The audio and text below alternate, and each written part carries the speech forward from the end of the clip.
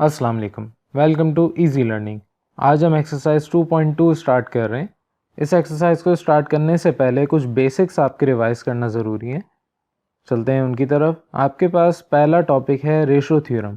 Ratio theorem का formula आपके पास यहाँ पर होता है x is equal to m1x2 plus m2x1 whole divide by m1 plus m2। इसी तरीके से y के लिए आपके पास x की जगह y कोऑर्डिनेट्स आ जाते हैं। ये आपके पास कहलाता है इंटरनल डिवीजन रेशो थ्योरम। यानी कि आप किसी भी एक स्ट्रेट लाइन को डिवाइड करना चाह रहे हैं किसी रेशो में। फॉर एग्जांपल मेरे पास यहाँ पर ए बी एक स्ट्रेट लाइन है, मैं एक सी पॉइंट यहाँ पर ड्रॉ करता हूँ इस पूरी लाइन में किसी भी पॉइंट पर, तो ये सी पॉइंट आपकी लाइन को डिवाइड कर रहा है इन पर्टिकुलर रेशोज़। उस रेशो को हम कहते हैं m1 और m2। तो यहाँ पर आपके पास m1 और m2 कोई भी नंबर हो सकते हैं जो आपके सी पॉइंट को डिवाइड करवा रहे हैं ए और बी लाइन सेगमेंट के ऊपर। ये आपके पास जो फार्मूला लिखा हुआ है ये लिखा हुआ है फॉर इंटरनल डिवीजन। अगर आपके पास कोई स्ट्रेट लाइन है, आप सी पॉइंट लेते हैं और उसे एक्सटर्नली यानी उस ए और बी लाइन सेगमेंट के बाहर कोई तीसरा पॉइंट लेते हैं। आप अपनी ए और बी लाइन को एक्सटेंड करें और तीसरा पॉइंट उस लाइन के ऊपर लें जो कि इस ए बी के बाहर हो, तो आपके पास अब जो रेशोज़ यहाँ पर सी पॉइंट के लिए मौजूद हैं, तो आपके पास m1 और m2 तो रेशोज़ वही हैं, लेकिन आपकी वैल्यूज़ डिफरेंट हो जाएंगी। यहाँ पर आपके पास जो फार्मूला है फॉर एक्सटर्नल डिवीज़न, अब वो चेंज हो जाता है। पिछले इंटरनल डिवीज़न में फार्मूले में आपके पास यहाँ प्लस साइन था, यहाँ पर आपके पास माइनस साइन आ जाता है। बाकी फार्मूला सारा सेम ही है, बस आपके पास साइन का डिफरेंस आ जाता है। ये आपके पास अगर सवाल में बोला जाए कि आपने इंटरनल डिवीज़न से सॉल्व करना है या एक्सटर्नल डिवीज़न से, तब आप उसको पर्टिकुलर फार्मूला इस्तेमाल करके सॉल्व करेंगे। अदरवाइज़ हम इंटरनल डिवीज़न फार्मूला को ही इस्तेमाल करते हैं। ये आपके पास था रेशो थ्योरम के दो फार्मूलाज।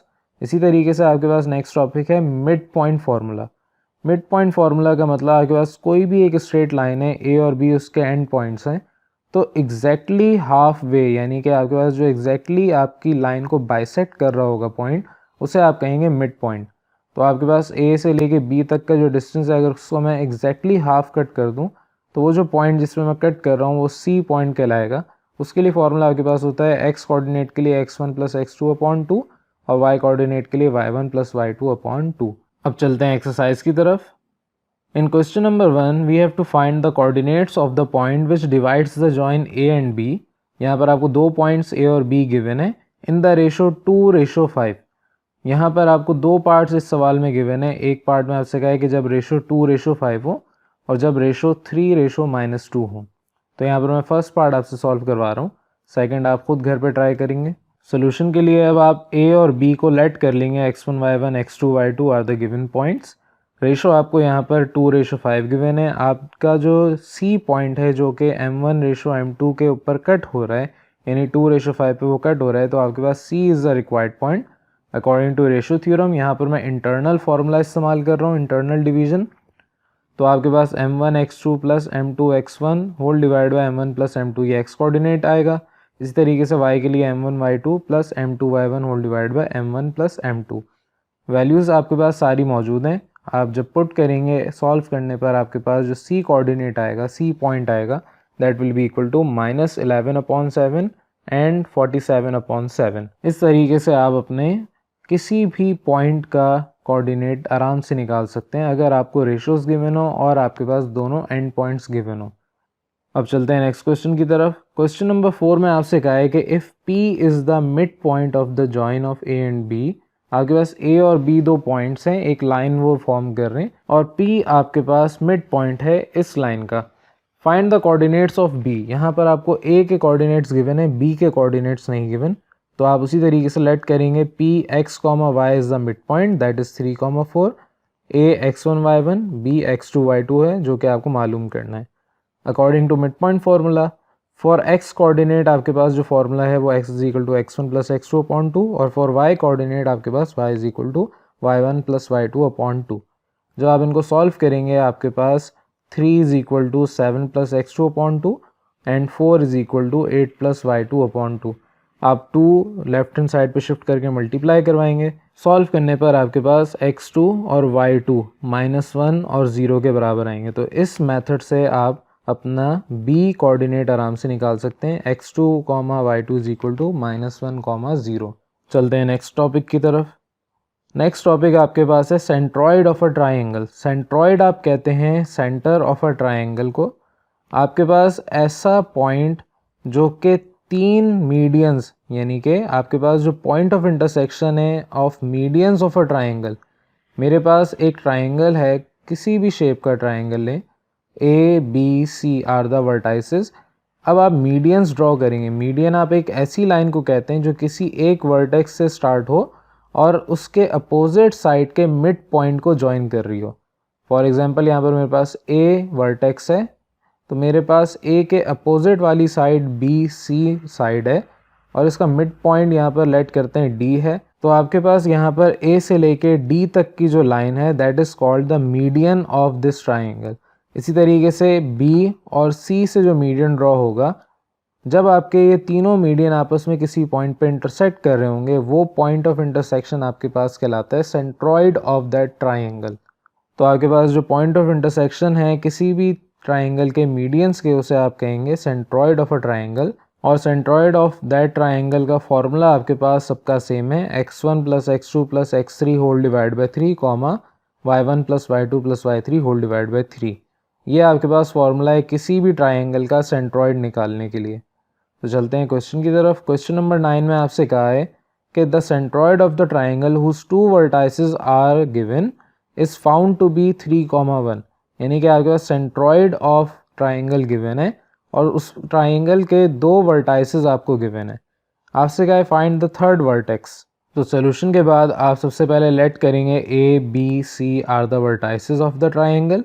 यहाँ पर ए और बी आपको गिवन है, x1 y1 x2 y2, सी x3 y3 आपको निकालना है और सेंट्रॉइड यानी जी x, y आप लेट करेंगे, ये आपको 3, 1 गिवन है। अब आगे प्रोसीजर बिल्कुल उसी तरीके से जिस तरह मिड पॉइंट फार्मूला था आपके पास according to centroid of the triangle formula. For x coordinate x is equal to x1 + x2 + x3 whole divide by 3, y is equal to y1 + y2 + y3 whole divide by 3। जब आप इनकी values put करेंगे और इनको आपस में solve करेंगे, आपके पास x will be equal to 4 and y will be equal to 3। तो यहाँ से x3 और y3 की वैल्यूज़ आपने निकालनी और इस तरीके से आपके पास थर्ड वर्टेक्स यानी कि c will be equal to 4, 3। ये आपके पास c कोऑर्डिनेट यानी कि c वर्टेक्स आराम से इस फॉर्मूले के थ्रू आ गया। चलते हैं नेक्स्ट क्वेश्चन की तरफ।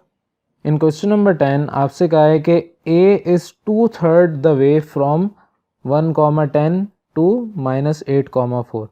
इन दोनों पॉइंट्स को मैं P और Q का नाम दे रहा हूँ और A आपसे कहा है कि P से लेके Q तक के दरमियान जो रास्ता है, इसमें A एक ऐसा पॉइंट है जो कि 2/3 डिस्टेंस पे, 2/3 का मतलब आपने 3 हिस्से कर दिए अपनी PQ लाइन सेगमेंट के। तो जो आपके दो हिस्से हैं 3 में से, उसके बाद आपके पास 2 हिस्सों के बाद A पॉइंट है और जो आखिरी हिस्सा है, एक हिस्सा जो बच गया 3 में से, वो आपके पास A से लेके Q तक का डिस्टेंस है। आगे आपसे कहा है and B is the mid point of 0, -7 and 6, -11। तो यहाँ पर इन दोनों पॉइंट्स को मैं R और S का नाम दे रहा हूँ और B आपके पास पॉइंट का है कि ये मिड पॉइंट है R और S लाइन सेगमेंट के। आपने फाइंड द डिस्टेंस AB। तो A से लेके B तक की जो लाइन सेगमेंट यहाँ पर आपके पास ड्रॉ होगी, इसका डिस्टेंस निकालने के क्या होगा। तो पहले आप पॉइंट A निकालेंगे, उसके बाद आप पॉइंट B निकालेंगे। पॉइंट A निकालने के लिए आपको रेशो थ्योरम इस्तेमाल करना पड़ेगा क्योंकि आपके पास यहाँ रेशोज़ में बात हो रही है, और पॉइंट B के लिए आपको मिड पॉइंट फार्मूला इस्तेमाल करना पड़ेगा। इसी तरीके से जब आपके पास दोनों पॉइंट्स आ जाएंगे तो फिर आप डिस्टेंस फार्मूला अप्लाई करके आराम से कर सकते हैं। अब सोल्यूशन की तरफ चलते हैं। सोल्यूशन में आपसे कहा है कि फॉर द पॉइंट A, सबसे पहले आप कंसीडर करेंगे कि पॉइंट A के कोऑर्डिनेट्स x' और y' हैं और एंड पॉइंट्स P, Q आपने लेट कर लिए, x1, y1, x2, y2। सवाल में आपसे कहा है कि A is 2/3 the way from P to Q। तो यानी कि आपके पास जो A पॉइंट है लाइन सेगमेंट PQ को डिवाइड कर रहा है in particular ratio, that is 2/3 ratio 1/3।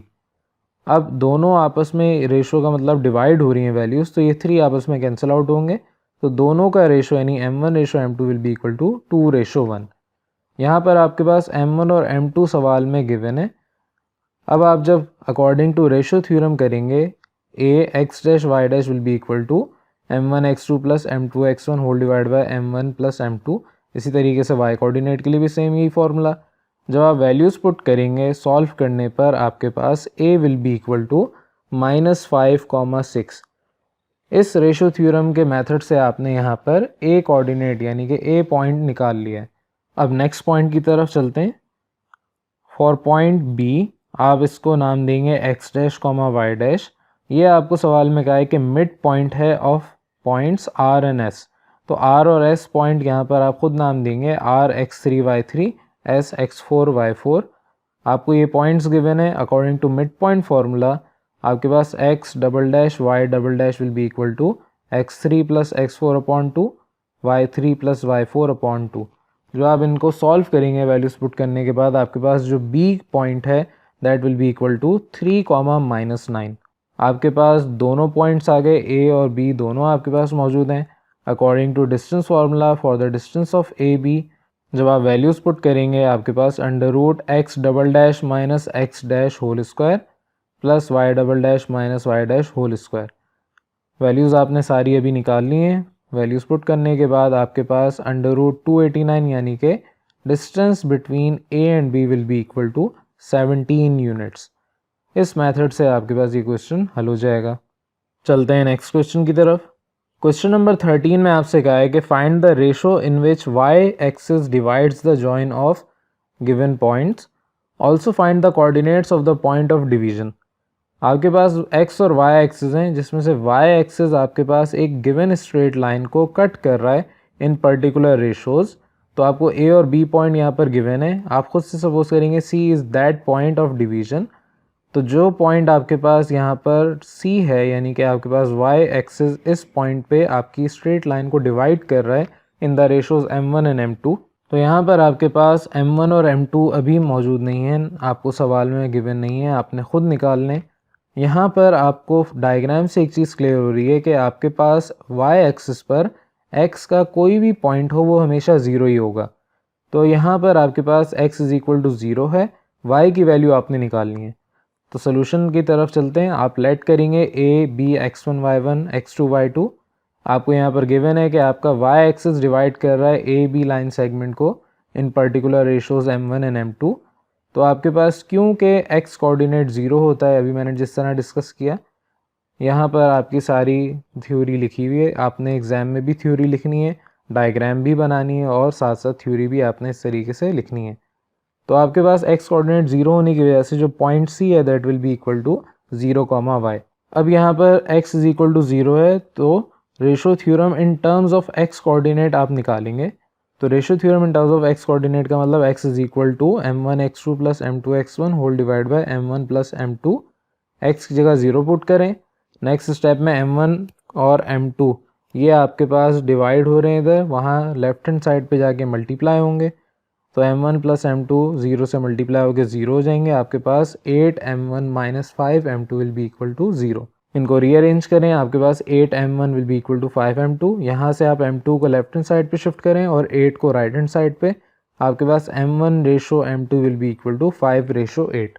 यहाँ से आपके पास m1 और m2 के रेशोज़ आ गए।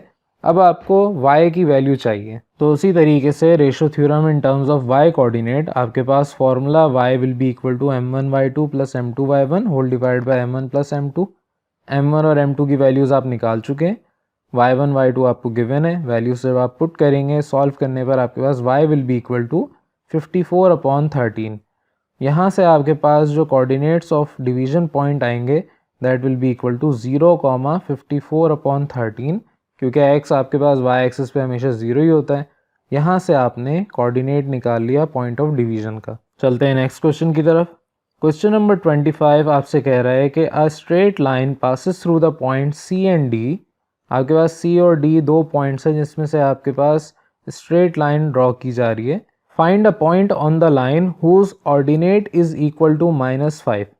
अब यहाँ पर ऑर्डिनेट का मतलब ये है कि y कोऑर्डिनेट की बात हो रही है। दो टर्म्स इस एक्सरसाइज में डिस्कस की गई हैं, एक एब्सिसा दूसरा ऑर्डिनेट। एब्सिसा कहते हैं x कोऑर्डिनेट को और ऑर्डिनेट कहते हैं y कोऑर्डिनेट को। तो यहाँ पर आपके पास y कोऑर्डिनेट गिवन है -5 के, x की वैल्यू आपको नहीं पता, तो आप सोल्यूशन के लिए लेट करेंगे C, D, x1, y1, x2, y2 ये गिवन पॉइंट्स हैं। E आप यहाँ पर एक अपनी तरफ से पॉइंट x, y कहेंगे जिसमें x नहीं पता आपको, लेकिन y = -5 सवाल में गिवन है। आपसे कहा है कि फाइंड करें कोऑर्डिनेट ऑफ E, यानी कि वो पॉइंट आप फाइंड करें जो आपकी स्ट्रेट लाइन CD को कट कर रहा है in particular ratios m1, m2। तो अकॉर्डिंग टू रेशो थ्योरम यहाँ पर आपके पास y = -5 गिवन है, x की वैल्यू नहीं गिवन, तो आप according to ratio theorem in terms of y coordinate y will be equal to m1 y2 plus m2 y1 whole divide by m1 plus m2। y की जगह -5 पुट करें, m1 plus m2 denominator से left hand side में shift करेंगे, numerator में चले जाएंगे, multiply होंगे, -5m1 -5m2 = 5m1 - 3m2। आप यहाँ से लेफ्ट हैंड साइड और राइट हैंड साइड से वैल्यूज़ को इंटरचेंज करें। आपके पास सॉल्व करने पर -10m1 will be equal to 2m2, m1:m2 will be equal to 2:-10 या m1:m2 इज इक्वल टू 1:-5। जब आप इसको सॉल्व करेंगे आपके पास m1 और m2 की वैल्यू आ गई हैं। अब x के लिए आपको ratio theorem in terms of x coordinate के लिए सॉल्व करना पड़ेगा। तो in terms of x coordinate x will be equal to m1 x2 plus m2 x1 whole divide by m1 plus m2। यहाँ पर आपके पास m1 और m2 की वैल्यूज़ मौजूद हैं, आपने निकाल ली हैं। x1 x2 आपके पास गिवन था सवाल में, वैल्यूज़ पुट करें, आपके पास सॉल्व करने पर x will be equal to 4। जब आपके पास x = 4 आंसर आ गया तो इट मीन्स के required point is equal to 4, -5। सवाल में आपसे कहा था कि वो पॉइंट फाइंड करें जिसका ऑर्डिनेट -5 हो, तो यहाँ पर आपने इस पॉइंट को मालूम कर लिया है। तो ये सवाल आपके पास लास्ट क्वेश्चन था इस एक्सरसाइज का। इससे रिलेटेड जितने भी सवाल आते हैं वो आपने एक दफ़ा ट्राई लाजमी करने। अगर आपको ये क्वेश्चन समझ आ गए हैं तो इससे रिलेटेड जितने भी क्वेश्चन हैं वो अब आप आराम से सॉल्व कर सकते हैं।